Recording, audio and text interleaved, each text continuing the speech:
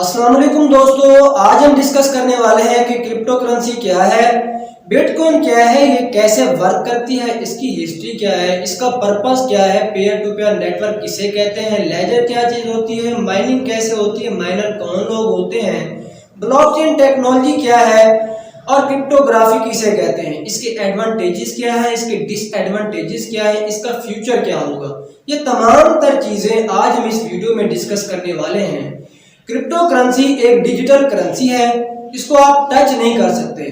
आज तक available crypto currency की तादाद 22,000 से ऊपर जा चुकी है और सबसे पॉपुलर करेंसी बिटकॉइन है।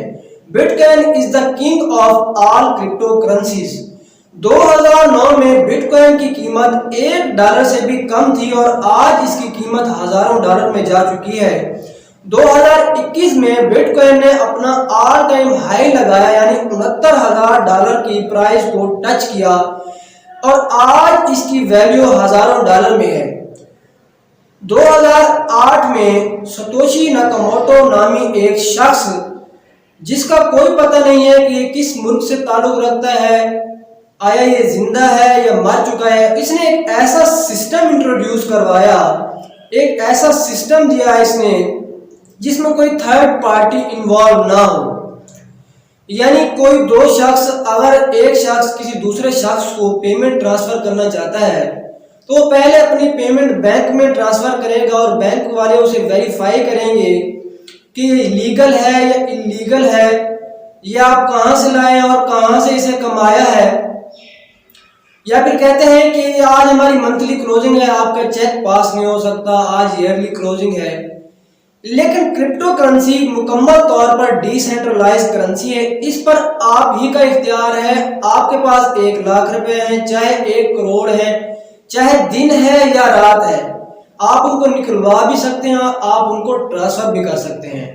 तो हम समझते हैं कि क्रिप्टो करेंसी कैसे वर्क करती है, किसने किसको कितनी अमाउंट ट्रांसफर की, किसके पास कितनी अमाउंट अवेलेबल है, इस तमाम का हिसाब किताब लेजर में रखा जाता है। लेजर हमारे पास एक डिजिटल खाता होता है जिसमें तमाम तर ट्रांजैक्शन का मुकम्मल हिसाब किताब विद ट्रांसपेरेंसी के साथ रखा जाता है। ये कंप्यूटराइज सिस्टम के ऊपर मुनसर होता है और बहुत से लोग इसको मेंटेन कर रहे होते हैं। यानी जितनी भी transaction peer to peer network के जरिए हो रहे होते हैं, यानी पर्सन टू पर्सन नेटवर्क के जरिए हो रहे होते हैं, इसमें कोई थर्ड पार्टी इन्वॉल्व होती नहीं है। तो ये एक मुकम्मल लेजर में इसका हिसाब किताब रखा जाता है। ये एक चेन सिस्टम पर डिपेंड होता है, जिस चेन सिस्टम को हम कहते हैं ब्लॉकचेन टेक्नोलॉजी। एक ट्रेन होती है, उसके साथ मुख्तलिफ ब्लॉक जुड़े होते हैं। इसी तरह ब्लॉकचेन टेक्नोलॉजी में भी एक चेन की तरह ब्लॉक जुड़े होते हैं ताकि इसका मुकम्मल हिसाब किताब रखा जा सके और इन ट्रांजैक्शन को वेरीफाई किया जा सके ताकि कोई गड़बड़ ना हो जाए, कोई फ्रॉड ना कर सके। हर ट्रांजैक्शन को हर कंप्यूटर में वेरीफाई किया जाएगा, कहीं भी कोई गड़बड़ होगी तो वो ट्रांजैक्शन अनवेरीफाई होगी, वो वेरीफाई नहीं होगी। जो लोग इस पब्लिक लेजर को मेंटेन कर रहे हैं और इन ट्रांजैक्शन को वेरीफाई कर रहे हैं, उन लोगों को कहते हैं माइनर। माइनर्स ने बहुत सी माइनिंग मशीन, बहुत से सॉफ्टवेयर, बहुत से कंप्यूटर लगाए हुए हैं इन ट्रांजैक्शन को वेरीफाई करने के लिए। इसके बदले में उन्हें कुछ अमाउंट में रिवार्ड मिलता है जिससे वो बेनिफिट हासिल करते हैं।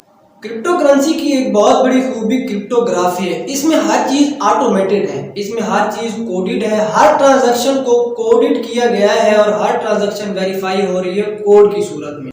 क्रिप्टो करेंसी की बढ़ती हुई पॉपुलैरिटी की यही वजह है कि लोग चाहते हैं हमारा पैसा है तो हमारा कंट्रोल होना चाहिए। बैंक्स का कंट्रोल क्यों है, अथॉरिटीज का कंट्रोल क्यों है, एजेंसीज का कंट्रोल क्यों है, करेंसी को मैनिपुलेट किया जाता है, डॉलर की कीमत बढ़ जाती है, रुपए की कीमत कम हो जाती है। क्रिप्टो करेंसी मुकम्मल तौर पर डिसेंट्रलाइज और इस पर किसी का कंट्रोल नहीं है। इसके प्राइस की बात की जाए तो इनकी टोटल सप्लाई पहले से ही डिसाइडेड होती है। जैसे बिटकॉइन की टोटल सप्लाई 21 मिलियन टोकन है, तो ये इससे बढ़ नहीं सकती।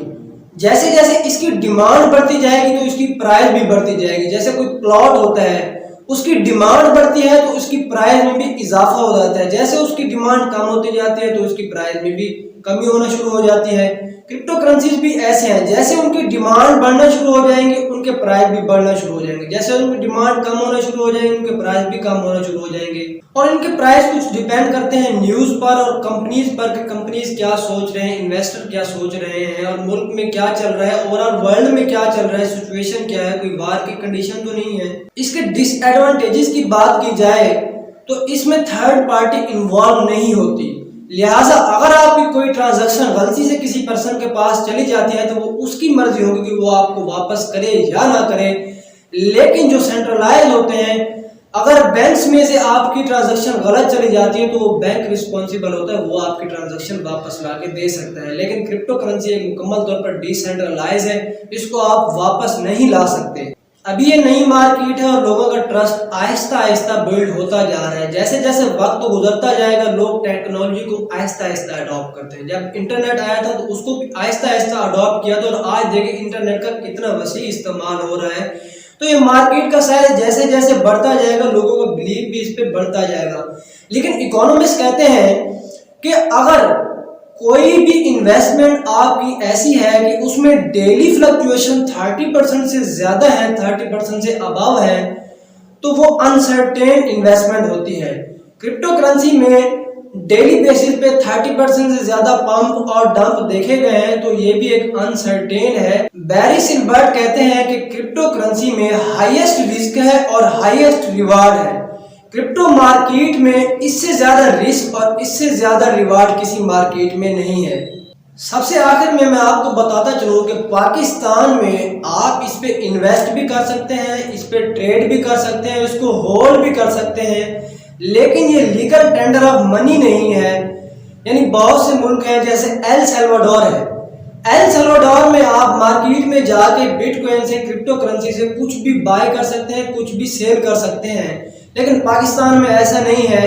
पाकिस्तान में आपको रियल मनी से ही सेल और परचेस करना पड़ेगा। सबसे आखिर में मैं आपकी राय लेना चाहूंगा कि आपकी क्या राय है कि क्रिप्टो करेंसी का क्या फ्यूचर होगा, बिटकॉइन की प्राइस 2025 तक कहां तक जा सकती है और आपकी क्या राय है। कमेंट में अपनी राय का जरूर इजहार कीजिएगा। उम्मीद करता हूं आपको समझ आ गया होगा कि क्रिप्टो करेंसी किसे कहते हैं, बिटकॉइन क्या है और ये कैसे वर्क करता है।